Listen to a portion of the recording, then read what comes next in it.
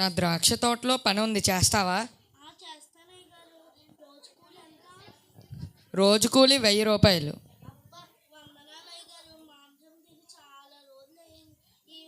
ఇంటికి వెళ్ళేటప్పుడు మంచి చికెన్ కొనుక్కుని వెళ్ళిపోతాం, అందరం కలిసి తింటాం. సరే వెళ్ళు. ఇంచుమించు 9 గంటల సమయంలో యజమాని మరి ఒకసారి సంత వీధిలోకి రాగా మరి ఒక పనివాడు కనిపిస్తాడు.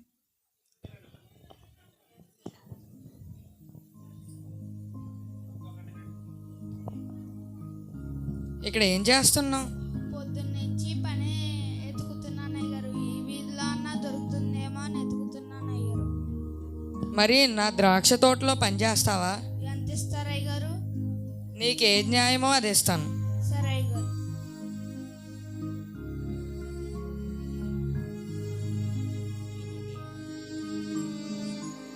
ఇంచుమించు 12 గంటల సమయంలో మరి ఒకసారి తోట యజమాని సంత వీధిలోకి రాగా మరి ఒక పనివాడు కనిపిస్తాడు.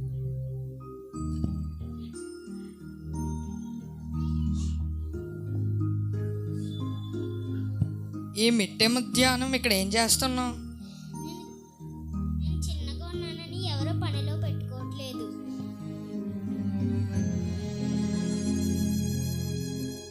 నేనేం చేస్తాను? నేను చిన్నగా ఉన్నానని ఎవరో పనిలో పెట్టుకోవట్లేదు.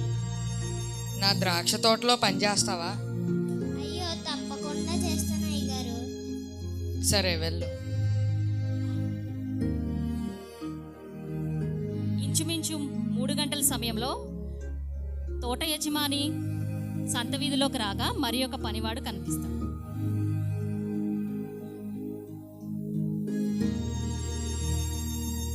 ఏంటి బాబు, ఇక్కడ ఊరికనే నుంచొని సమయాన్ని వృధా చేస్తున్నావా ఏంటి?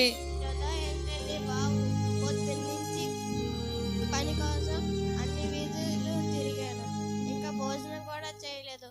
అందరూ నేను సన్నగా ఉన్నానని, బలం లేదని ఎవరు పనిలో పెట్టుకోవడం లేదు. అవునా? నా ద్రాక్ష తోటలో పని చేయి వెళ్ళైతే. ఫస్ట్ వెళ్ళి భోజనం చేయి. నా కడుపు మంటను చల్లారినందుకు చాలా ధన్యవాదాలు.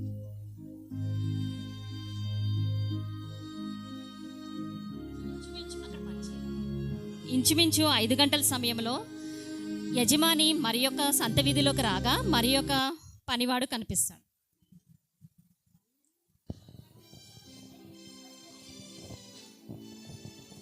ఏంటి బాబు, సాయంత్రం వరకు ఏం పని చేయకుండా ఇక్కడ ఊరికనే ఉంచొని సమయాన్ని వృధా చేస్తున్నావా ఏంటి?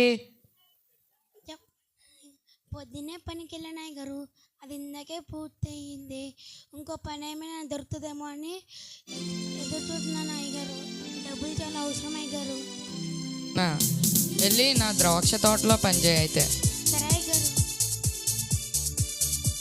కష్టపడి పని చేస్తాను అయ్యగారు. మీరు అన్నా సరే. సరే వెళ్ళు.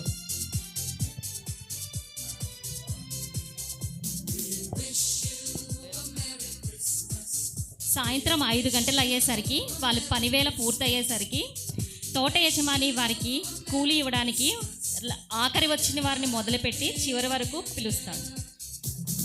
రండి, మీ కూలి ఇస్తానన్న సమయం అయ్యింది.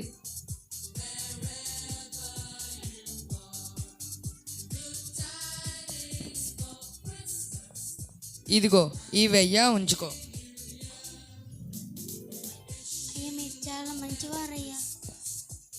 నాకు డబ్బులు ఉంచుకున్నాయని, నాకు ఇన్ని డబ్బులు ఇచ్చిన మనకి చాలా చాలా మంచివారయ్యా. థ్యాంక్స్ అయ్యా. గంట పనికి 1000 రూపాయలు ఇచ్చారయ్యా. మీకు చాలా చాలా థ్యాంక్స్ అయ్యా. ఓకే,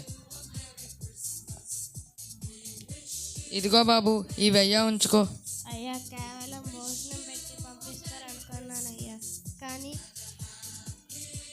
1000 రూపాయలు ఇచ్చారయ్యా. మీరు చాలా మంచివారయ్యా. Thank you.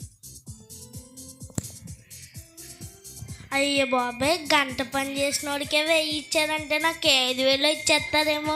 పిల్లలందరికీ బట్టలు తీసుకెళ్ళిపోవచ్చు ఇంటికి వెళ్ళేటప్పుడు. ఇంకా పండగే పండగ. ఇదిగో ఈ 1000 ఉంచుకో. దండాలయ్యా.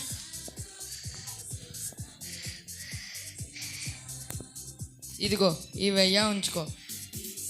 నెలకు సరిపడే బియ్యం కొనుక్కొని వెళ్ళిపోతాను అయ్యారు. చాలా ఒట్టి చేతులతో వెళ్ళకుండా మీరు నాకు 1000 రూపాయలు ఇచ్చారు అయ్యారు. మీరు చాలా మంచోళ్ళు అయ్యారు.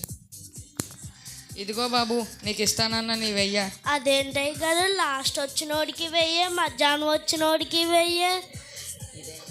ఇదేం అన్యాయం? పొద్దున్న నుంచి కష్టపడుతున్నాను అందులో. అన్యాయమా? నేను నీకు ఇస్తానన్నది ఎంత? 1000 రూపాయలు అయ్య గారు. మరి నేను నీకేం అన్యాయం చేయలేదే. ముందర నేను నీకు కూలి డబ్బులు చెప్పినప్పుడు ఆనందంగా అంగీకరించావు కదా. అవును, అప్పుడు ఆనందంగానే అంగీకరించాను, కానీ ఇప్పుడు గంట పని చేసినోడికి కూడా 1000 ఇచ్చారు కదా. వారి వారి పరిస్థితులను బట్టి నేను మంచివాడినై నా డబ్బులు నేను ఇచ్చాను. నేను మంచివాడినైనందున నీకు కడుపు మంటగా ఉందా ఏంటి? అవునయ్య గారు, నేనే వాళ్ళందరినీ చూసి వాళ్ళతో పోల్చుకుని నేనే బాధపడుతున్నాను. వెళ్ళొస్తాను. మీరు నాకు అన్యాయం చేయలేదు.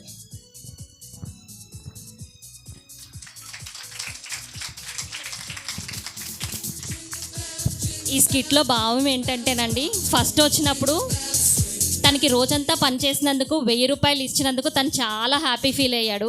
అది తనకి న్యాయం అనిపించింది.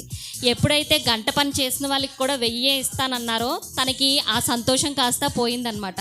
Comparison is the thief of joy. అంటే మనకి దేవుడు వేరే వాళ్ళని ఎక్కువ బ్లెస్ చేస్తున్నాడు అనుకోండి, దాన్ని చూసి మనం అసూయ పడకూడదు. ఎవరి పరిస్థితులను బట్టి దేవుడు వారిని బ్లెస్ చేస్తారనమాట. మన సమయమందు మనల్ని బ్లెస్ చేస్తాడు కాబట్టి మనం వేరే వాళ్ళ బ్లెస్సింగ్స్ని బట్టి మనం పోల్చుకోకూడదు. తను రోజంతా కష్టపడి సెకండ్ టైం వచ్చాడు ఇతను.